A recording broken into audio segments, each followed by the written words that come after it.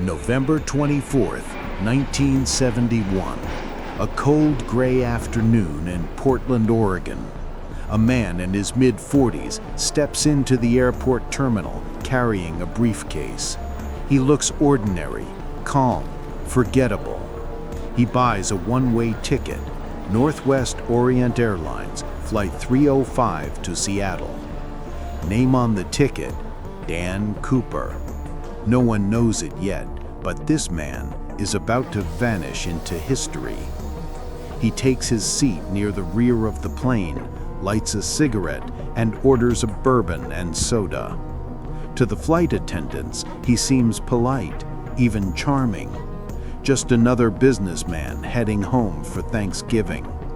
Then he passes a note to one of them. She smiles politely, assuming it's a flirtatious gesture.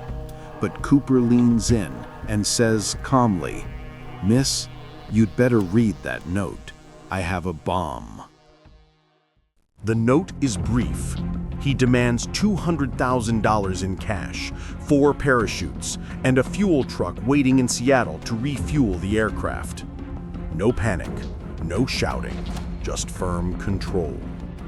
The crew quietly relayed his message to the cockpit. The passengers remain unaware. They're told there's a minor mechanical issue. Meanwhile, in the rear of the plane, Cooper opens his briefcase, showing a bundle of red sticks and wires. Real or fake, no one dares to question it. As the plane circles Seattle for 2 hours, authorities scramble to meet his demands. Cooper remains calm, smoking, drinking, and occasionally smiling. He seems perfectly at ease. When the money and parachutes arrive, he lets all passengers go. Only the crew stayed. Then he gives new orders. Set course for Mexico City. Fly low, around 10,000 feet. Keep the cabin unpressurized. The crew realize he's planning something impossible. Night falls. The plane heads south through heavy rain over the dense forests of Washington. Cooper is calm, methodical. He checks the parachutes, tie the bag of cash with a cord. At 8:13 p.m., a warning light flashes in the cockpit. The rear stairs have been deployed. The pilots feel the sudden pressure shift, and then nothing. Just the sound of the engines and the storm. Somewhere between Seattle and Reno, a man steps into the freezing wind carrying $200,000 and leaps into the darkness. No radar trace, no emergency beacon, nobody. By the time the plane lands, Cooper is gone. Within hours, the largest manhunt in American history begins. Hundreds of agents scour forests, rivers, and fields across Washington and Oregon. Helicopters sweep the terrain. Soldiers search on foot. Not a single trace. The FBI collects every fingerprint, every scrap of evidence from the plane. They release composite sketches, the dark suit, the clip-on tie, the sunglasses. The press gives him a new name, D.B. Cooper, a reporter's mistake that would become legend.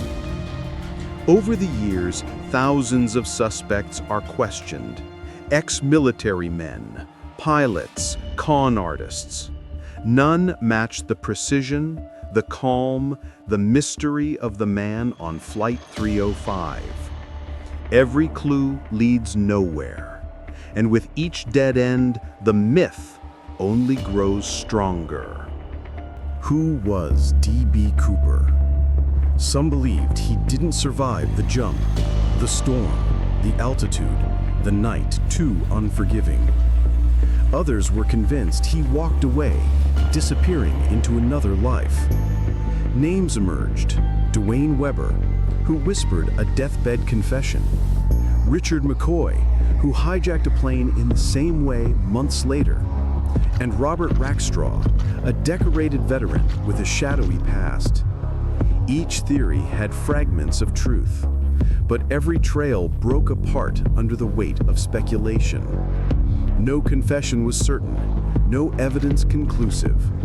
The man seemed to exist only between fact and legend. A ghost who outsmarted everyone and left behind nothing but questions. 9 years later, in 1980, a young boy camping with his family on the Columbia River finds a bundle of decayed bills buried in the sand. $5,800 still wrapped in rubber bands. It matches the serial numbers of Cooper's ransom money. It's the first physical evidence since that night, but it raises more questions than it answers. How did it get there? Did Cooper die nearby? Or did he hide it deliberately to taunt the world still searching for him? The FBI reopens their analysis. Divers search the riverbed. Dogs comb the banks. Nothing more is found. It's as if Cooper wanted to remind them he was still out there, unseen. Decades pass, technology evolves, but the mystery remains untouchable.